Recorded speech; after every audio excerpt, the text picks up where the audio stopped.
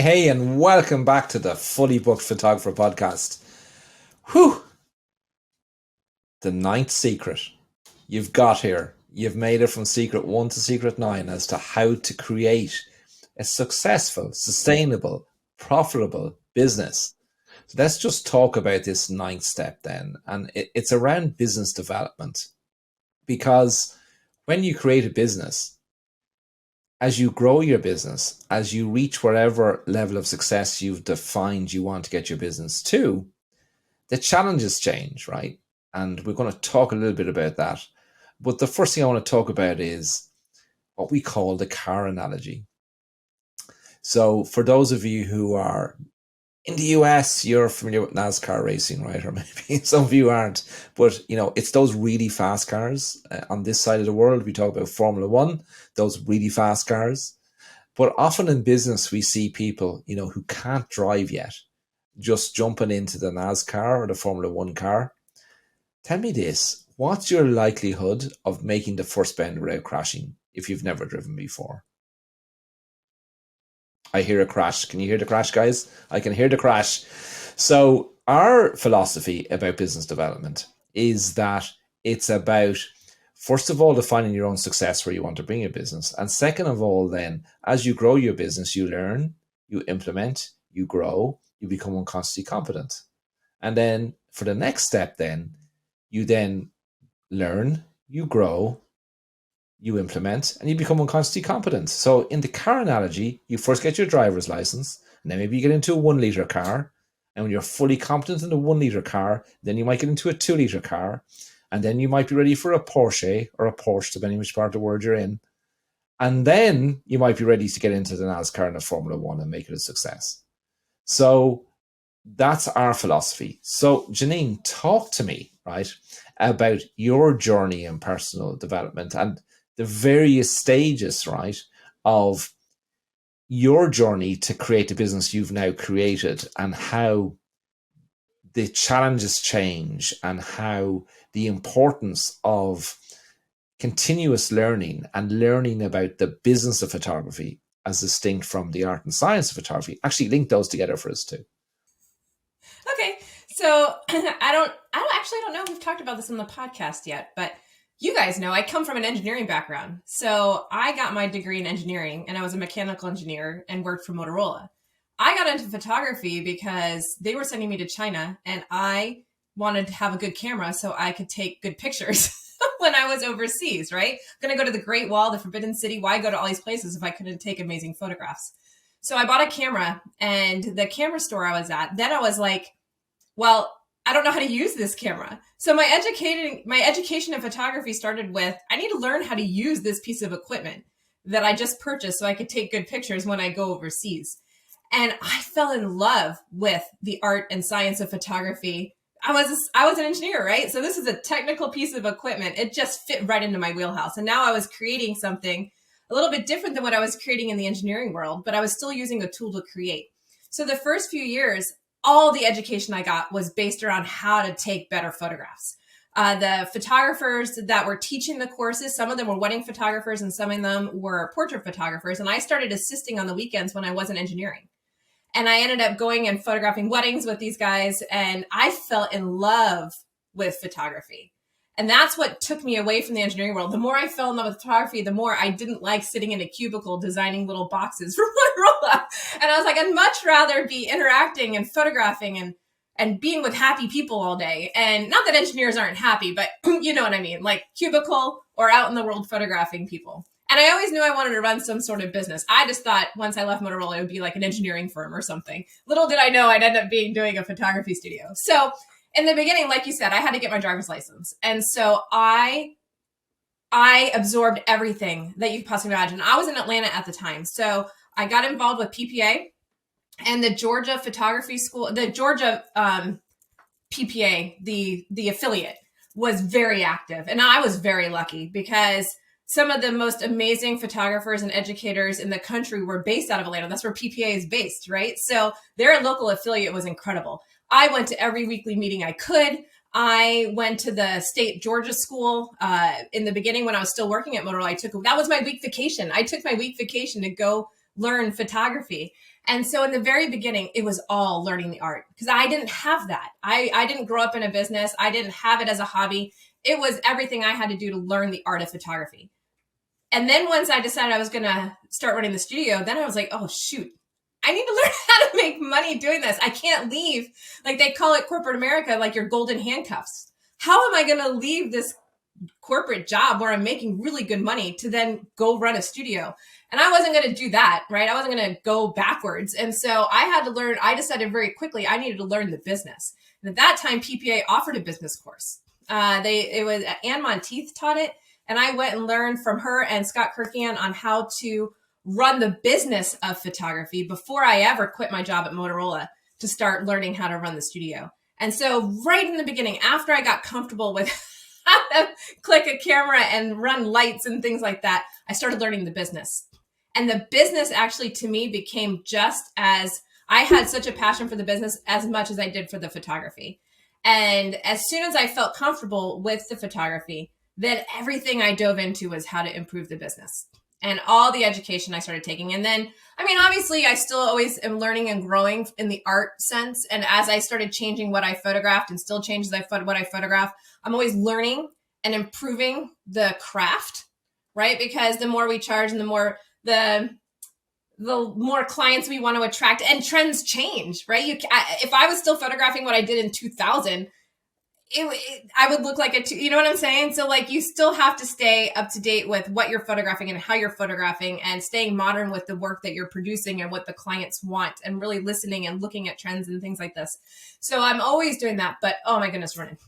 Like it's the learning how to run the business to get the clients in the door, how to improve my sales, how to improve my marketing, how to run the business, to profit first. When I sat down and did profit first with you like 4 or 5 years ago, it changed the way I looked at everything.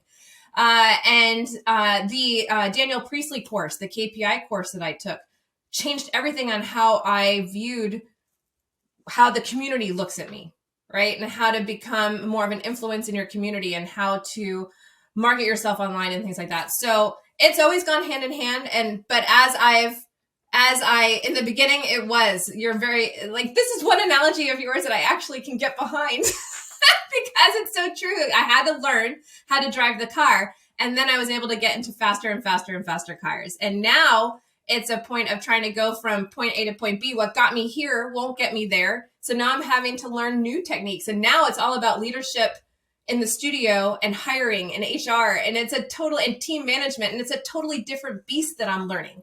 So now I was able to get to here with like a smaller team. Now to where I want to go, I have to hire more people. I have to manage more people. I have to build teams. And it's a totally different challenge because that's not my strength. I am not a good leader and I just like, everybody just do what you need to do. And so these are skills that now I'm having to learn in order to get to the next level. And so you're constantly learning. And so you never stop. You just never stop. You never get to where you want to go. And I'll be learning till the day I die. Janine, you mentioned a really great point, right? You talked about the idea. One thing that came out that was common theme there was that you were only focusing on what you needed next. Because this is something I see all the time with education, is we start looking at, most people love to learn. Most people are very open to learning. It's entertaining. It's fun, especially when it's something we're passionate about. But we tend to have, well, I certainly tend to have a syndrome where I'm learning stuff that I don't need to learn right now.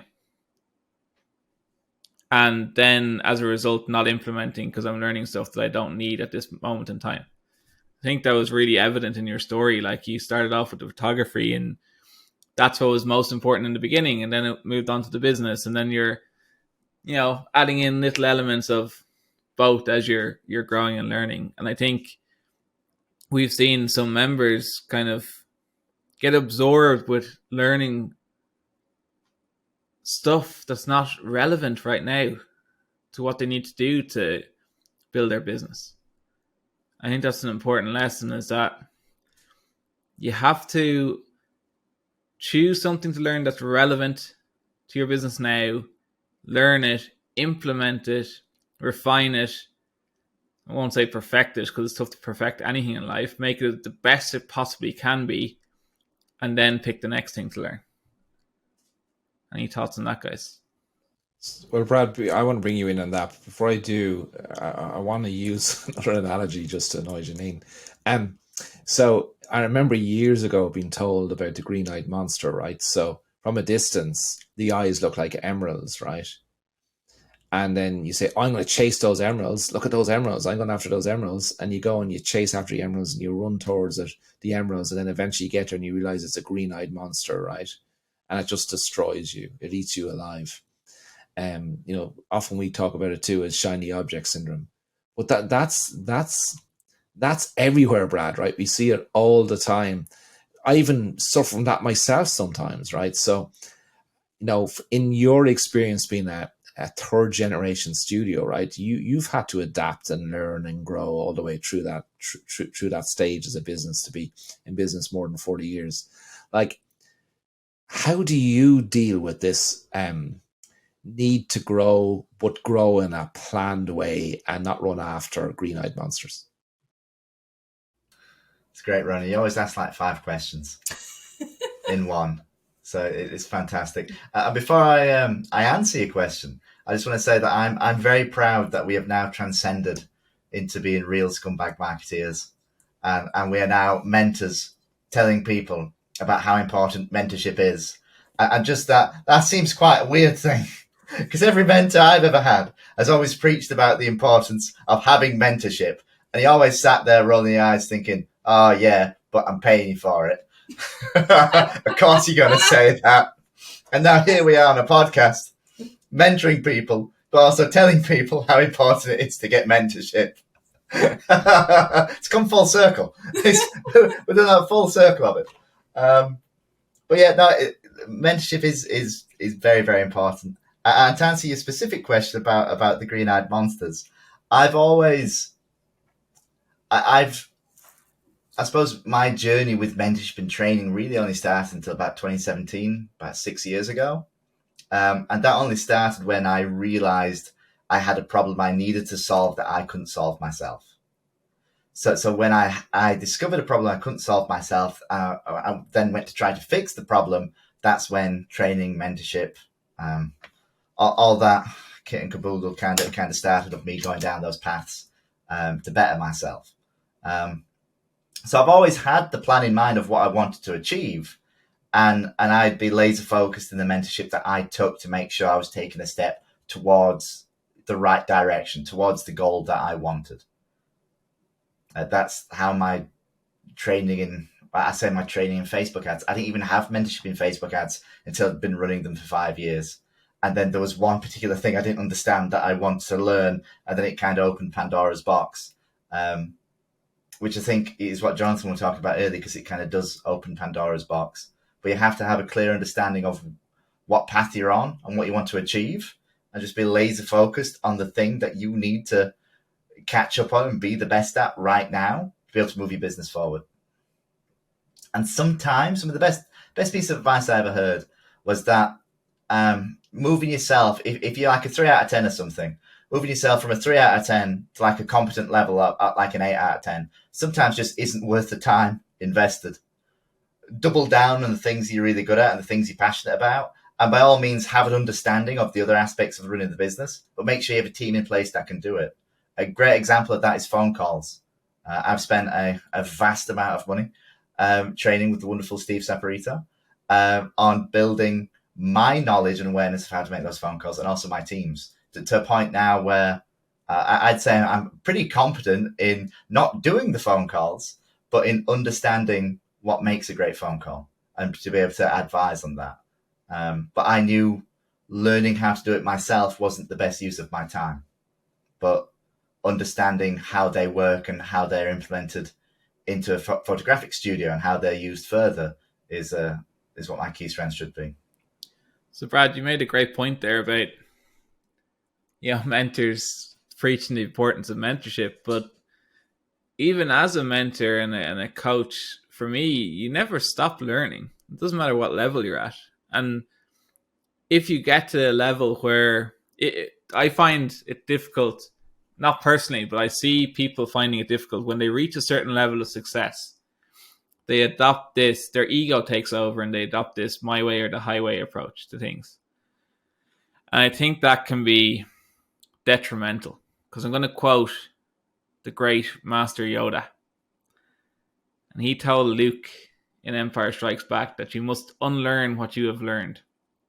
And I think having that mindset for anybody at any level, having that openness to be willing to unlearn what you have learned, to be open to different perspectives and ideas, is critical for progress.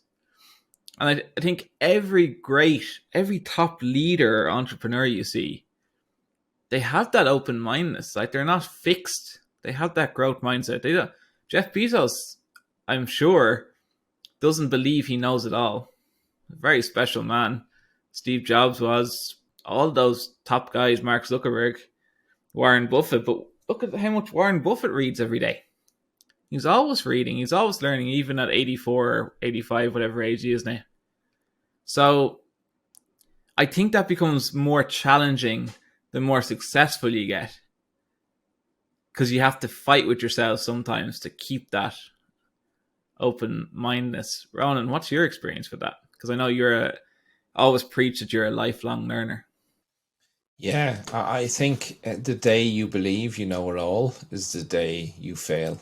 I don't think it's because, as Janine talked a little earlier, like, the world's changing, right? Like, if we just look at AI right now and the new technologies, like at Future Photography last week, Alan presented a whole piece on AI that was up to date, right? This week he said it's like it's gone forward another 100 years in 5 days. Like, it's so if you rest on your laurels and you think that the world is going to be the same as it was before, well, it's not. The only thing that stays constant is human behavior. Human behavior is built into us for millennia, right? So, we have fight or flight. That goes back to when we were in the jungle, and we'd hear a rustle, and do I fight it? Can I kill it? Or is it a lion going to eat me? And we have to make a split instant decision. And that's the way our brains are wired. However, so that core human behavior is still there, right? But the tools have changed and the environments have changed, and the human race has progressed. Well, they call it progression anyway. No, it is. Let's be honest about it. There's more people alive today, prospering today, that have food and water. There's still a lot of people who don't. But, like, compared to where we were, like, even just a couple of 100 years ago. So, and the life expectancy and all that across the world. So I think the key point, Jonathan, to get back to your question, is that we've got to have an open mind and a willingness to learn, and never get to that point. If you start telling yourself, I know it all, I don't need to listen anymore, that's the first step in ruination in everything, in my opinion. You've got to keep an open mind. You've got, Jonathan mentioned, like, we're all mentors and coaches running successful businesses. But we're constantly learning. Like, I have 4 books on my desk right now waiting to be read. I'm constantly gathering information. Like, people say to me, did you see this film on a TV program, Ronan? I haven't, because I don't spend a lot of time watching TV. I don't spend a lot of time watching things, because I prefer to use that time to learn, And another key thing is you learn from others. Like, we see this in the fully booked photographer community. We see it when we meet online. We see it in person. The amount of learning by just the interaction with other people, right, is as valuable as what a coach and mentor can bring. And we see that even among us as a mentor team. Like, Janine, you were talking earlier before we went live about, even just this podcast and us meeting weekly and discussing our client problems, how that helps you, that connection, that sharing of ideas, that discussion of challenges we all have, that there's as much in that, right, as there is in mentoring and coaching on its own, right? You need all those legs of the stool together. Yeah, and not only, it can't just be about learning either. It has to be about, like, implementation and accountability. Accountability is key. Brad, Janine, one of you, what do you do to stay accountable to what you want to achieve? I meet with you guys every day. And I joke about that, but honestly, it's the truth. You know, you guys, not only do we mentor together, but the fact that Ronan starts off our meetings with, how is it going at the studio? How are things going personally? You know, we talk to each other. We're holding each other accountable in our own lives, as well as the lives that we share together with as being mentors for the Fully Booked Photographer. And so the accountability that I have, like as a mentor and being accountable to you guys, I can't let my business slide. That would be bad. So I'm always working to improve, to make you guys proud, to make our members, have that trust and faith, and to improve where I want to go.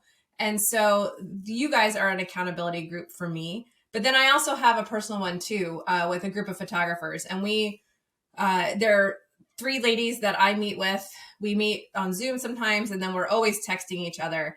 And we hold each other accountable. All 4 of us photograph the same types of children and schools and volume. And so we're always talking and brainstorming and holding each other accountable in that regards. So I have a personal photography accountability group, and that has changed over the years. And I've had several, and they're so effective. They're effective for brainstorming. They're effective for sharing ideas. They're effective for problem solving, and they're effective for holding yourselves accountable to the business that you've put forth. But then I do it with myself too. And that's, Brad and I have talked about this a lot, and I'm sure he'll talk about it when he unmutes himself and I stop talking. But we hold each other accountable with our whiteboards and our systems and our daily meetings with our team. And so for me, and here's a, no, I shouldn't say this because there could be, the IRS listening, but actually, it's not too bad. Like, I hold myself accountable to the point where, like, if someone pays us in cash, I still have to record it in the system because I look at the numbers and I don't want to not see it. And so I am so obsessed with my own accountability to the numbers and the goals that we set. Like, I can't even do that. I can't even take a cash payment and not use it in our systems, because that's how accountable to our goals and our tracking that I am, and with my team. And so our daily meetings, since we've started having them with the team, we hold each other accountable, which I think is huge. The girls are accountable to me. I'm accountable to them. I can't slide. Like, if we're having a team meeting and everybody had a list of things to do, I can't be the one who didn't get my stuff done. That's not being a good leader. And so I'm accountable to my team. I'm accountable to you guys, and accountable to myself. It's having those multiple layers of accountability, I think, is part of what keeps the trajectory going to constantly improving. Brad, I remember a previous mentor of mine saying to me, Ronan, like, don't get caught up, focused just looking within your own industry, right? Even for accountability and mentorship and learning and stuff like that. And for me, you're a great example of this, right? That, you've got your photography business, but you're heavily involved in real estate and learning from leaders within there and mentors and coaches within there, and in investments and Bitcoin, and keeping up to date with all that stuff. Like, how has the mentorship and coaching you get by looking outside of our industry helped you run a better photography business? It's made me focus on my cash cow, Ronan, which has been my photographic business. So like you said, I love investing. I've got a property portfolio, a real estate portfolio that I've been building for 6-7 years, and other investments. That's me when I'm at my happiest. That's how I've always kept accountability to myself, is buying property. And when that's always, I keep a goal list. You can probably see it behind me on the, I was about to say a blackboard, but it's a whiteboard. So I'm very visual. I'm moving towards goals, helps me with that. And I really like property because it's physical, so I can touch things. And I can see it as success manifested. But like you said, so it keeps me keen on my photographic business, because I know that without my photographic business, I wouldn't have the cash flow and the cash to invest into my property portfolio or into any other investments that I might be in. because you need cash flow and you need focus. So at the same time, it's everything's the same. I'm having mentorship at the minute. I'm looking at getting into some service accommodation units. So I've got a couple of properties that are coming at the end of the tenancies. I'm thinking about what's the best way to use them. I'm thinking about doing some Airbnb. So I've paid a wonderful gentleman to mentor myself and my parents in getting some of these service accommodation units set up. And some of the first questions he's asked me are all the questions we ask our mentors. You know, who is this house for? Who's the ideal client? Who's your ideal guest, Brad? We need to work out about who your ideal guest is. And it's like, all right, yes, it's familiar. So everything that I teach people how to run for their photographic business, he's now doing the same thing for service accommodation. So it's every business is the same. It's just the ins and outs deliverables, and me being accountable to Sunny, as in that, in having that mentorship helps me, because like what Janine was saying earlier, it's nice having been set tasks to tick tasks off. Gives me a nice warm fuzzy feeling. I think Janine's the same. So interesting, Brad. Like you're talking about cash being the oxygen of the business, right? Which regardless of the business. So that's a key learning there, and that all reinforced. Jonathan, talk to me about. Let me rephrase this question. I don't think I've met many people who've spent as much as you have on education in a short period of time, right? Like you have spent 6 figures mastering the online marketing world, right? In a relatively short period of time, like 5 years or thereabouts. To spend 6 figures is ginormous. Talk to us about that journey in terms of the role that learning, coaching, mentorship, developing as a person, how that looks like outside of our industry, and where the links and relevancy into running a photography business from that learning. Sorry, I got the unmute button stuck. Yeah, I did actually have the figure pulled up. I looked it up in my accounts before this call. So it was since 2019. So what's that, 4 years? €148,107, which translates to $158,701.15 spent on training and education and mentorship for myself. Brad, you could have bought a few houses for that. Sorry.